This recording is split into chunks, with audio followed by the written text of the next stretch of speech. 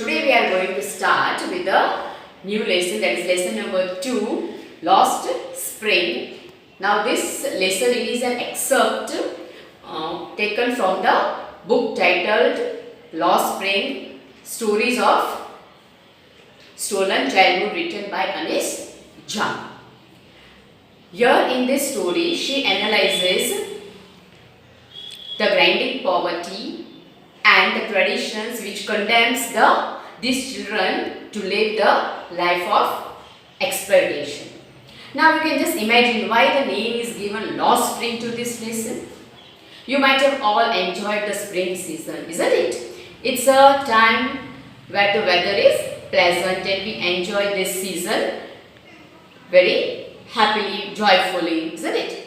Now these two children in our lesson, one of the character in the first story is Saheb-e-Alam, and in another story we have Mukesh. Now both these children, they are not able to enjoy their childhood.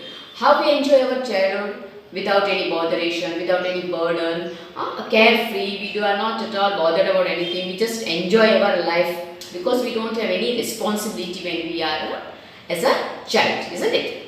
Now in this lesson, these two boys, they are not able to live the life, how we enjoy the spring season, same way we enjoy our childhood, isn't it? Yes, the childhood is compared with the spring season. Now they are losing their childhood because they are too poor and they are not able to enjoy their childhood. Now I am going to explain this lesson and we will find out what is the condition of these two children, how they are living their life with poverty. In this poverty, how they are living their life. Okay, so we'll start with the explanation of this lesson. In this lesson, we have two stories of children from the deprived backgrounds. The first story is about Saheb-e-Alam, who was a rat picker and who lived in Simapuri, an outskirt of Delhi. And the next story is about Mukesh, who belonged to the family of bangle makers of Firozabad. Now we are going to start with the first story. Sometimes I find a rupee in the garbage. Why do you do this? I asked Saheb, whom I encounter every morning scrounging for gold in the garbage dumps of my neighborhood. Saheb left his home long ago, sat amidst the green fields of Dhaka. His home is not even a distant memory. There were many storms that swept away their fields and homes. His mother tells him, that's why they left, looking for gold in the big city where he now lives. I have nothing else to do, he mutters, looking away. Go to school, I say glibly, realizing immediately how hollow the advice must sound. Now the first sentence, sometimes I find a rupee in the garbage, is spoken by Saheb because he is a rag picker. Rag picker means a person who picks and sells things from the garbage. So whenever he is searching in the garbage and sometimes he finds a rupee, he becomes too happy to find a rupee. It's like a surprise for him. When you get anything wrapped in as a gift, and how you feel surprised and happy, the same way he also, when he finds a rupee in the garbage, from the garbage, he feels too happy and is excited to get that rupee. Now the writer asked Saheb why he didn't go to school. So he said that there was no school near his house. So the writer, she jokingly just promised that she would open a school, and this boy Saheb he got readily agreed to join that school. Now after a few days, when the writer, she meets Saheb, then Saheb asks the writer that whether she has opened the school, then he would join the school. So at that time the author, as she feels very embarrassed that she had made a false promise to him.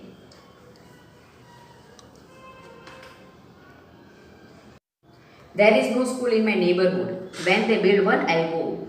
If I start a school, will you come? I ask, half joking. Yes, he says, smiling broadly.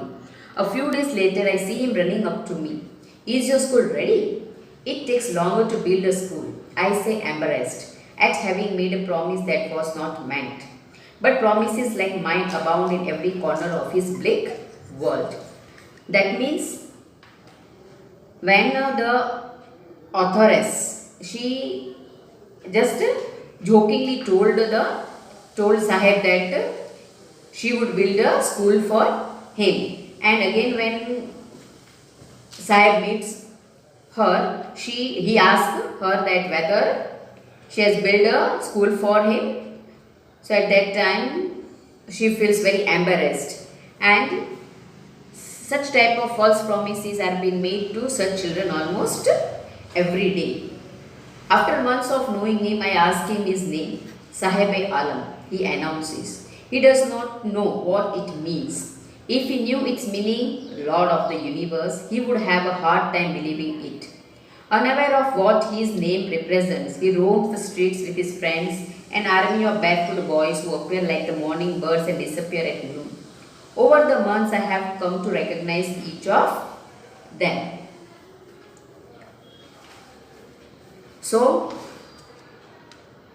this boy's name was Sahib-e-Alam, and the meaning of his name was Lord of Universe. Now, this boy was not knowing the meaning of his name, and if he knew also, then it would be very difficult for him to believe it. That how could my name have such a great meaning? And he used to always roam barefoot. He was not having chappals to wear, and he used to roam barefoot with the other children of his age.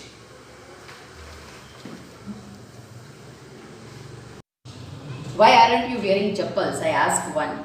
My mother did not bring them down from the shelf, he answers simply. So when Anish Chung, she asked why aren't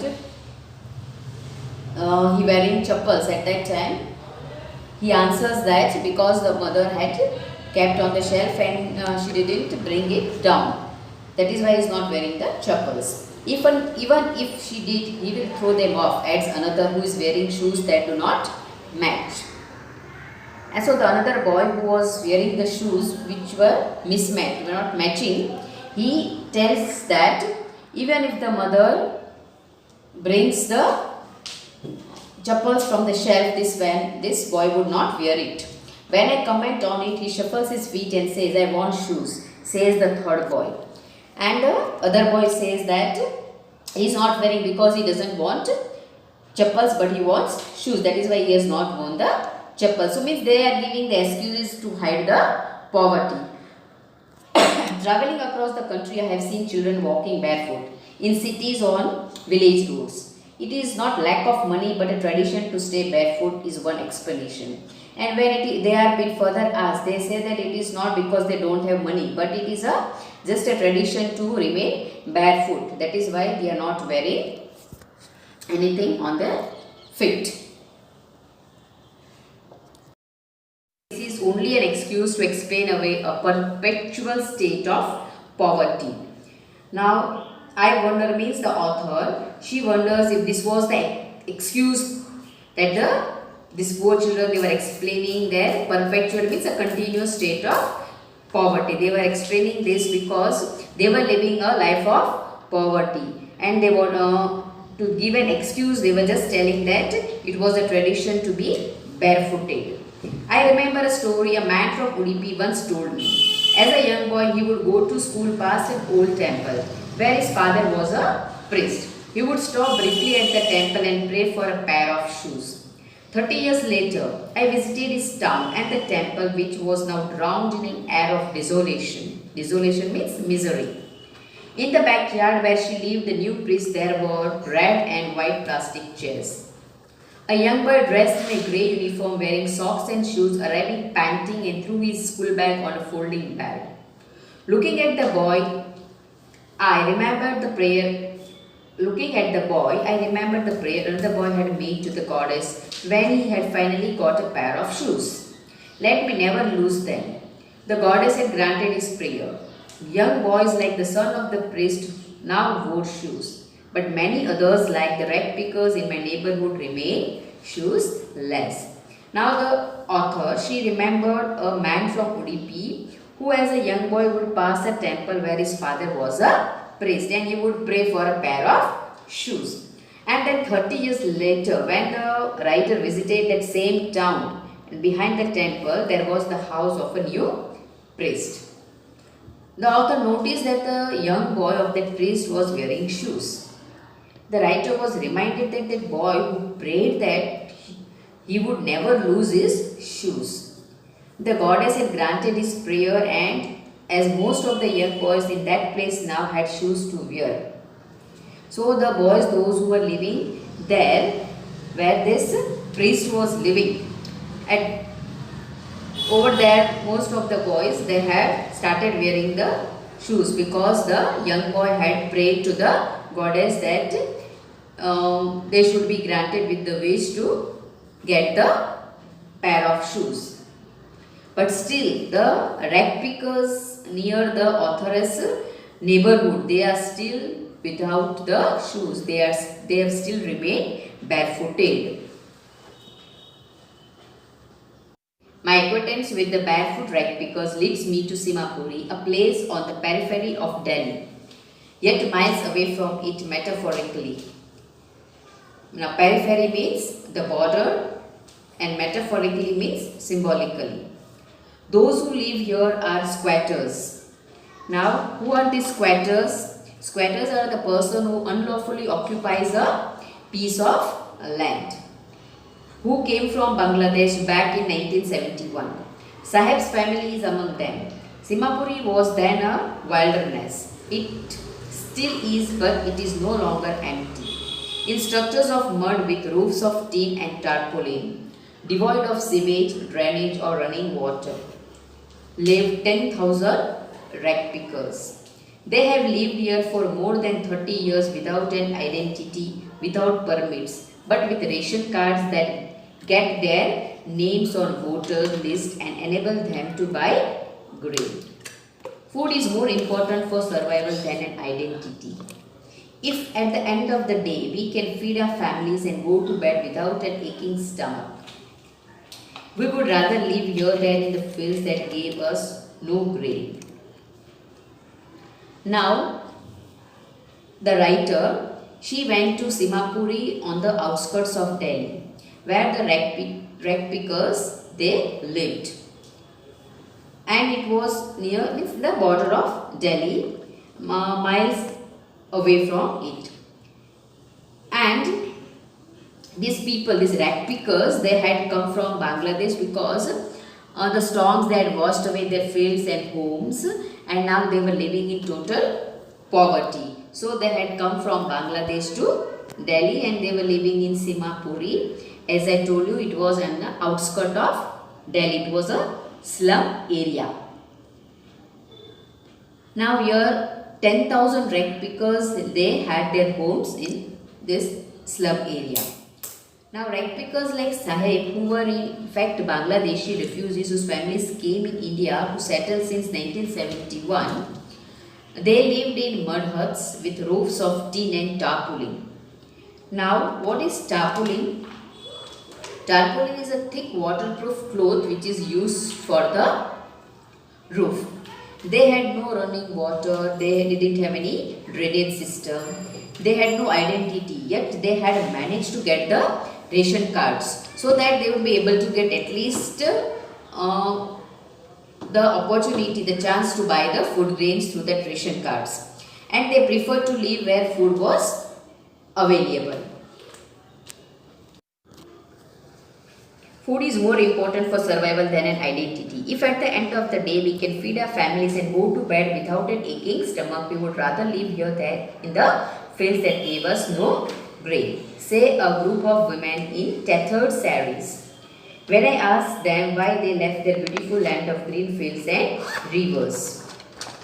So the women in their torn saris, they just told the authoress that they would prefer to live in this area because they could get some food to eat and they would not lie down without, they would not lie down with the aching stomach, because without food actually our stomach aches.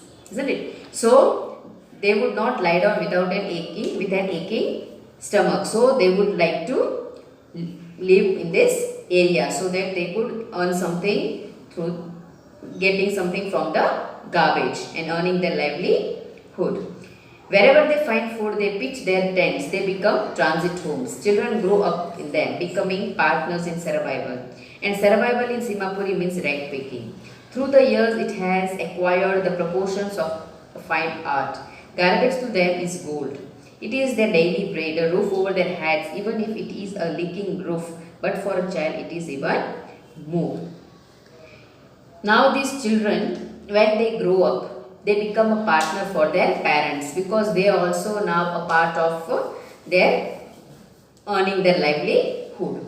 They are not supposed to go to the school and get any education. They are only a part of their partners where they will also help their parents to get the or earn the livelihood by getting something from the garbage. After picking up the garbage, whatever they get, maybe the anything valuable they get sometimes. And actually, so for them, garbage was a goal because through that rag picking only they are able to earn their daily bread and they get the roof over their heads.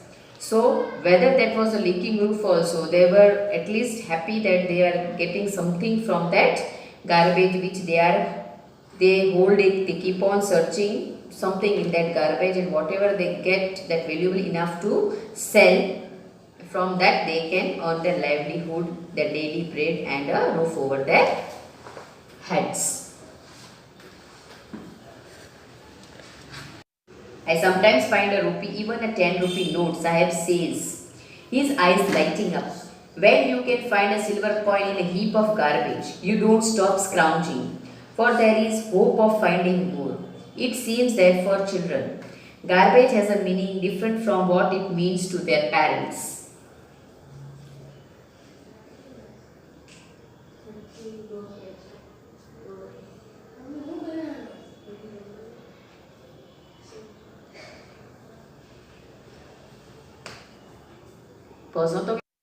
It seems that for children, garbage has a meaning different from what it means to their parents. For the children, it is wrapped in wonder. For the elders, it's a means of survival. Now, Sahib, when sometimes he finds a rupee, even a 10 rupee note, his eyes lights up. He becomes too happy. And when you can find a silver coin in a heap of garbage, you don't stop scrounging, for there is a hope of finding more. And by chance, if they get a silver coin, then he would keep on scrounging. Scrounging means searching for a hope to find something more. And to the children, garbage has a different meaning because they think that the children, those who are searching in their garbage, they have a hope that they will get something, some surprise they would find wrapped in the garbage. And for the elder ones, it's a means of survival. It's a means of earning their livelihood. One winter morning, I see Sahib standing by the fence gate of the neighborhood club, watching two young men dressed in white playing tennis. I like the game, he hums, content to watch it, standing behind the fence. I go inside when no one is around, he admits. The gatekeeper lets me use the swing. So one winter morning when the author, she sees Sahib standing by the fence gate of the neighborhood club. Sahib was watching the two young men who were playing tennis, and they were dressed in the white clothes and they were playing tennis. This boy, Sahib, also got interested in that game. And he tells to the writer that he sometimes goes inside the ground, and when the gatekeeper allows him to use the swing, he goes inside there and sits on the swing. Sahib too is wearing tennis shoes that look strange over his discolored shirt and shorts. Someone gave them to me, he says in the manner of an explanation. The fact that they are discarded shoes of some rich boy who perhaps refused to wear them because of a hole in one of them does not bother him. For one who has walked barefoot, even shoes with a hole is a dream come true. But the game he is watching so intently is out of his reach. Now Sahib too is wearing tennis shoes. The writer saw that Sahib was wearing tennis shoes, which was given by one of the rich person who had discarded, who had removed their shoes because it was having a hole on them. But Sahib didn't bother to wear those shoes with a hole because all this time he was walking barefooted. And so the shoes with the hole also like a dream coming true to him. And the author could see that this boy was having quite interest in that game, but it was out of his reach. It was not possible for him to play that game. This morning Sahib is on his way to the milk booth. In his hand is a steel consistor. I now work in a tea stall down the road, he says, pointing in the distance. I am paid 800 rupees and all my meals. Does he like the job? I ask. His face, I see, has lost the carefree look. The steel consistor seems heavier than the plastic bag he would carry so lightly over his shoulder. The bag was his. The canister belongs to the man who owns the tea shop. Sahib is no longer his own master. Now one morning, the writer saw Sahib on his way to the milk booth. At that time, he was carrying a steel canister. It is a container in which we fill the tea, any liquid. So, he was having a canister in his hand and he told the author that he has started working in a tea stall. And he was being paid 800 rupees and he was also given all the meals over there. But he was not looking happy. His face had just lost that carefree look. Where he was all the time, he was not having any care, he was just carefree. Now that look on his face had disappeared. The steel canister seemed heavier than the plastic bag he carried. Now because he had got the responsibility, he had to do the work time to time and he had to also listen to his master. Now he was no longer his own master, but he had to work under someone. So that steel canister seemed heavier than the plastic bag. Sahib was no longer his own master, but now he had to do what his owner told him to do. So now no longer he was his own master. So here we end with the first part of this lesson. We'll meet in the next session with the next part of the same lesson. Till that, take care, be safe.